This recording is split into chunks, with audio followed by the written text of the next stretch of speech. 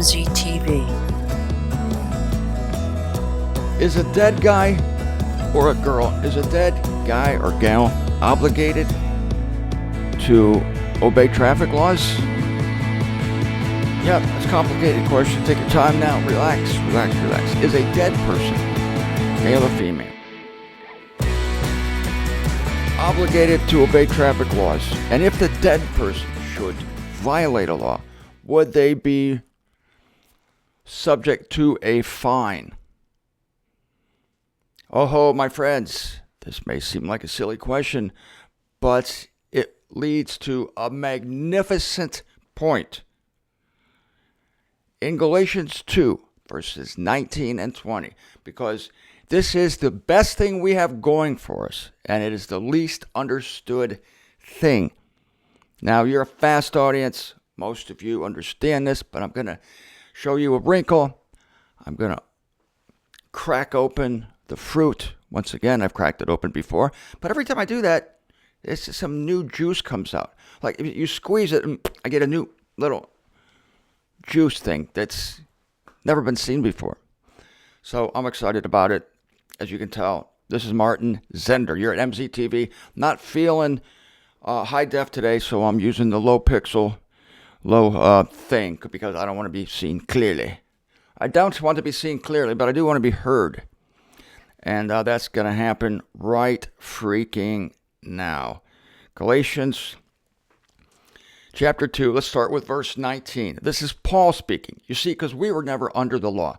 I mentioned traffic laws, but what I was doing was just giving you a rubber meets the road example where you live, and now I'm going to apply it to the law of Moses. We were never under the law of Moses, ever. The law of Moses came to one nation and one nation only. But the Apostle Paul was under the law of Moses. But listen to what this radical says in Galatians 2:20. And no wonder. The Israel types hated Paul. Even the believers. Did you know? Where's this in Acts? It's in Acts. Did you know that there were like thousands of believers in Jesus Christ in Jerusalem, yet they were all zealous for the law? This is shocking. Because you would think that, well, a believer in Jesus, and as they called them in that day, Christians, Paul never called his people Christians. Okay, we're believers. Do not call yourself a Christian. But back in the day, there were Christians, those associated with the Israel gospel, who were still zealous for the law.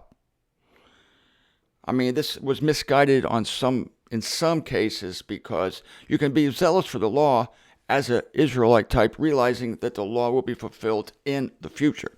But these people were zealous for the law, like they're still supposed to do law, even though that veil in the temple was rent and God was opening things up to the nations and a whole new thing.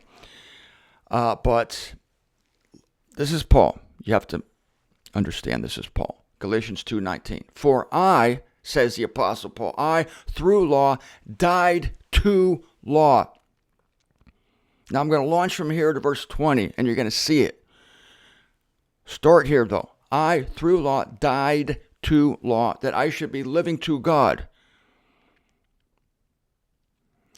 So, what do you mean Paul died through law? Law cursed Paul.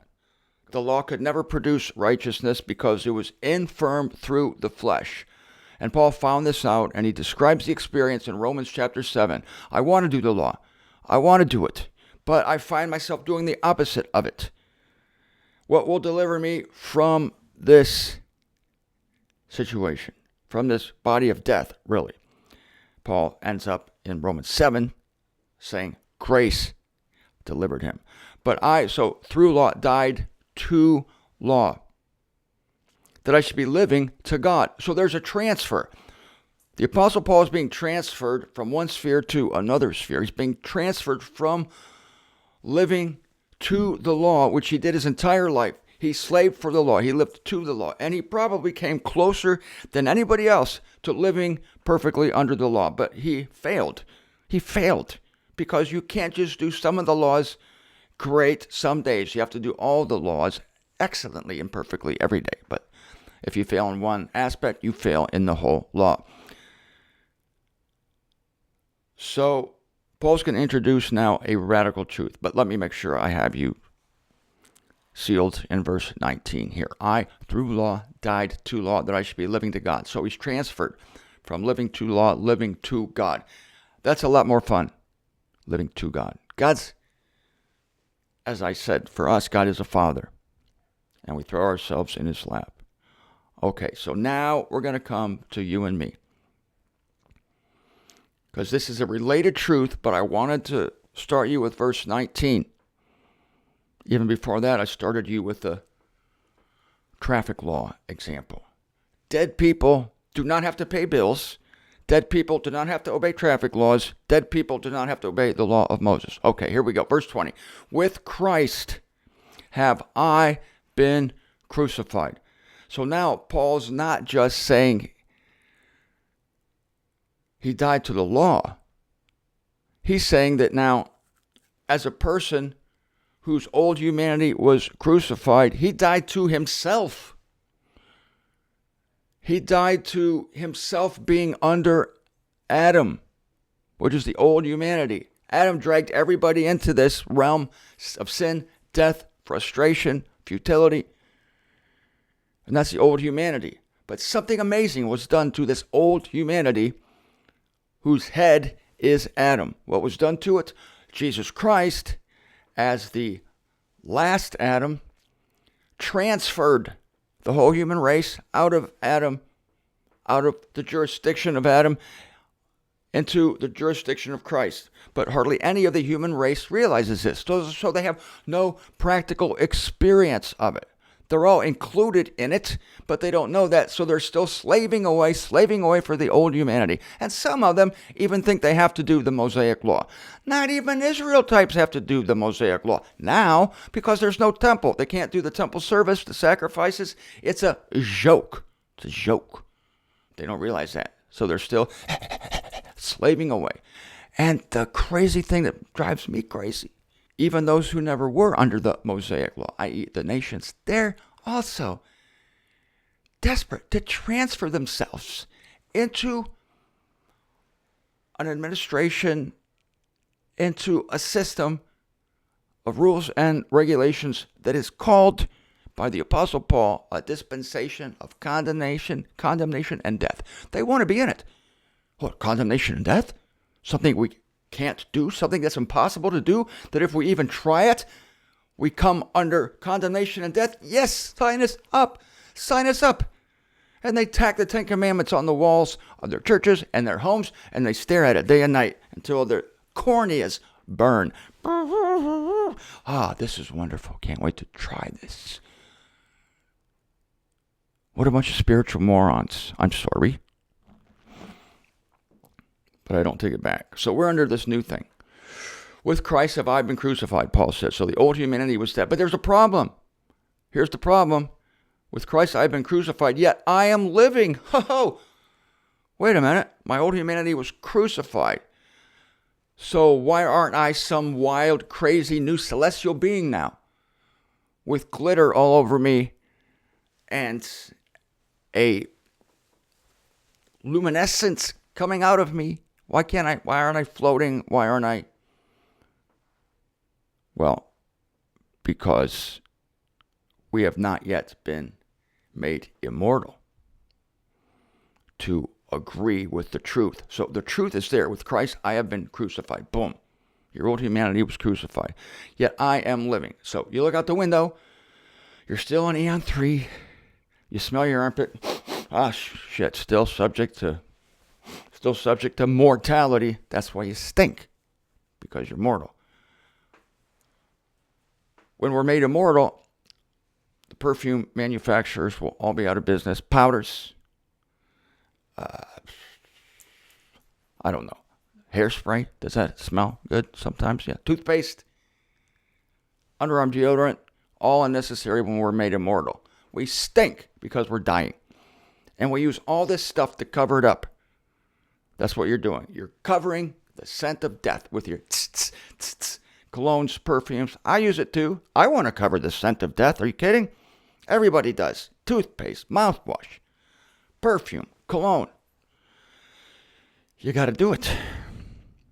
So we're still in this I am living. But then Paul says, no longer I, but living in me is Christ. So the problem is I'm living, I'm looking out the window, I'm putting underarm deodorant on, but it's no longer I. It's no longer that person you see in the mirror, no longer the person that stinks. That's not you anymore. Because God is looking at you as a new creation because of Christ. He dragged the old humanity into the tomb by his death, his entombment, and then when he was raised from the dead, now you are a new humanity. And it's not theoretical. No, it's not theoretical. It's real. It just hasn't been manifested yet in our flesh. But Jesus Christ and God, the pair of them, they consider it to be done. And we are expected to live as if it were physically already manifested. But the problem is, yet I am living. There it is. With Christ, I have been crucified. Sounds great. I don't have to worry. I don't have to be dragged down by that old humanity anymore. Problem, yet I am living. Shit. But yet no longer I. What do you mean no longer I? Living in me is Christ. So it's this thing where it's not the old you anymore. It's the new you, but you're still carrying around the old you. This is the big problem. You're still carrying it around. But you're supposed to think of yourself now as a new creation, meaning, as a new creation, go back to verse 19, you're not subject to any of the decrees, especially not the Ten Commandments, that would put you into God's disfavor at the breaking of any of these laws. You can't come into God's disfavor. It sounds something like this. That's magical. You can't come into God's disfavor. I'm looking at the wrong camera over here the whole time. I'm thinking I got this camera working, but I don't. This camera's not working. It's this one. Sorry. So you can't come into God's disfavor. That's a beautiful thing. How can God condemn a corpse? Going back to the driving example. How can God condemn a corpse? You can't condemn a corpse. Shame on you, corpse. Why are you sinning? Hey, corpse, come here. I got to have a word with you. Can't. Corpse is not subject to the Ten Commandments. Corpse is not subject even to the exhortations of Paul. How about that? I'm taking it to the next level. A corpse isn't even subject to the exhortations of Paul. Those aren't even laws. They're exhortations like, why don't you just do this? As long as you're naming the name of Christ, why don't you just not screw your stepmother? Why don't you just not do that, okay? We can't even do that apart from the inworking of the Spirit. That's where the other part comes in. Yet living in me is Christ. So that's your new possessor. It's not Adam anymore. It's Christ. And then this. With Christ have I been crucified, yet I am living. Problem. No longer I. Solving of the problem, but living in me is Christ. Great news. So I'm not under any condemnation. It's impossible for me to come under condemnation. And here's the key. Now that which I am living in flesh, that is, yet I am living. Right? Paul says, with Christ I have been crucified, yet I'm living. I'm living. But that which I am now living in flesh, I'm living in faith. That is of the Son of God. The same person living in me is Christ. That faith is of the Son of God who loves me. This is why he did this for you. Who loves me and gives himself up for me. So this faith walk, it comes down to walking by faith, not perception. You have to do it because you're still carrying around the old humanity, even while this gigantic new truth has been declared to be so. Not theoretical, it's real. You just haven't been physically introduced to it yet. Physically, because you're still carrying around the corpse, you might say, of the old humanity. But that which we live now with this new I, see, I'm constantly living in the new I love the new I am living, yet no longer I. I like that. See, I'm done with myself. This is why I could say outrageous things like Martin Zender, the world's most outspoken Bible scholar. People think, oh, he's arrogant. It's a joke to me because, again, I'm living in the new I. I can say I all day. I love to talk about myself, but I do it knowing that there's no pride or arrogance there, because how could you be proud about a corpse? How could you be arrogant about something that no longer exists? That is the old humanity. I'm living in the new humanity. I can't come under any condemnation. I'm singing, I'm dancing, I'm having a good time. I don't feel guilty about it. The only people that will try to make me feel guilty about it is those who do not realize that they are a new I. They still think they're in the old humanity, so they're worried about, oh my God, am I going to come under condemnation sometime? Somewhere, somehow, condemnation? And then they see me, or they see you, that person's coming under condemnation. But see, there's a big gulf between us and them. They don't realize that the old I has been put to death, and there's a new I. You can't be condemned, so you live free. You live free because you can't be condemned anymore. So that loosens you up, and now you're living all like this. You're having fun. You're having a good time. They can't stand it because they don't see it, because they're still enmeshed and mired in the old humanity, and they think they can come into God's disfavor any second now. We can't. That's what makes us free, and we're living, and we're exploring the boundaries. And God's going, hey, I like this. These people realize they're the new I. And the people who are the sourpusses or the sour pie, they're the ones condemning you because they don't know what the hell's going on. They're still living in the old humanity. They're still trying to do the 10 Commandments. We're not. For freedom, Christ freed us. Live in it. You're going to like it.